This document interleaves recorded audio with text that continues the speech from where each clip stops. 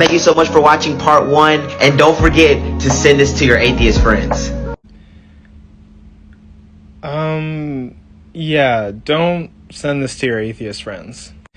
Like, Christians always like to use this argument as like some kind of like gotcha, but in this video I'm going to explain why this argument does not work.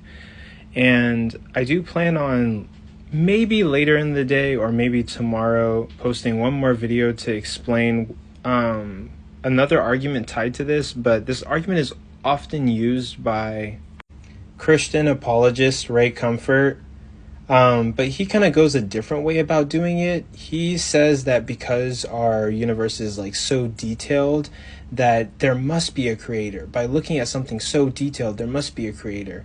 And yeah, in another video I'm going to explain why that doesn't make any sense. So I have to be honest, I have to be genuine, I have to give credit where credit is due. The creator in the previous video, he got some things right about the Big Bang Theory, but there's also some things that he got wrong. You can pause the video to see the definition of the Big Bang Theory, but essentially what the Big Bang Theory is it's a theory that tries to describe the origin of all the material in the universe and also the expansion of the universe from that singular point at the beginning. And really quickly, let me just rattle off a couple of facts about the Big Bang Theory. I think to explain this theory really well, it'd probably take like a long time, but just some quick facts. So the Big Bang Theory was invented by a Roman Catholic physicist named Georges Lemaitre. I'm not sure if I pronounced that name right. I had to watch a couple YouTube videos to pronounce that name right, but I did my best. This theory begins from a point of really high density and temperature, this point also known as the primeval atom. So what the creator gets wrong is that he tries to say that the Big Bang Theory is fallacious and that the Big Bang Theory is trying to tell you that something was created from nothing. But he misses the point. That's not what the Big Bang Theory is talking about. So if you do a basic Google search, the Big Bang Theory is not telling us that something was created out of nothing. What the Big Bang Theory is telling us that everything started with that primeval atom, and that atom began to decay, and everything is a product of that atom decaying. The Big Bang Theory explains what happens from that one point moving forward and how the universe is constantly expanding because of how it started at that point.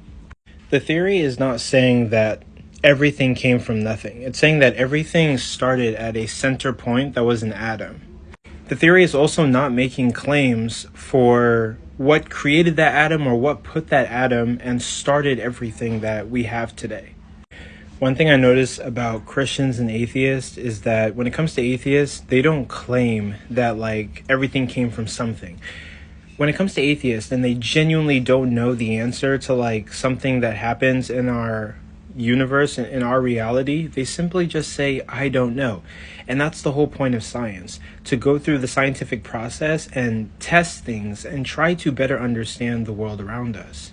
When it comes to religion, especially like Christianity, in history, Christianity has been known to just kind of put God in the empty spaces where we can't explain how the universe works.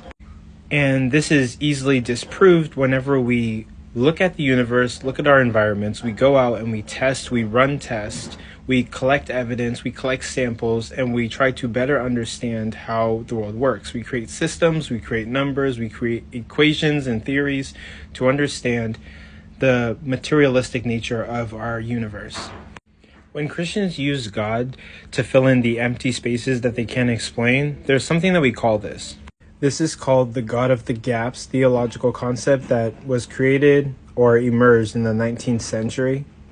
And this is a logical fallacy, as far as I'm concerned. But I am not too sure about that. I have to do more research. But everyone should do their own research. You should think for yourself and don't take my word for this fallacy.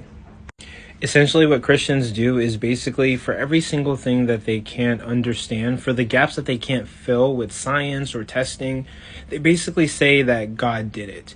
They do this when saying that we can't explain how the atom got there that started the whole Big Bang Theory. So therefore, God must have put that atom there, and this theory lines up with Genesis. They have no way to connect God to that atom. They have not seen God create universes before. They have not seen anything that could justify God creating that atom. They just assume that God did it. There's no connection between that atom and God, so this is not a gotcha. This is kind of just really bad apologetics, and it's disingenuous. It's not logical. So if you ever hear this framework of like arguing when it comes to Christian apologetics, just know that it is the God of the gaps concept, or the God of the gaps fallacy. And remember, it's the first law of thermodynamics that says that you cannot create something out of nothing. Just keep that in mind.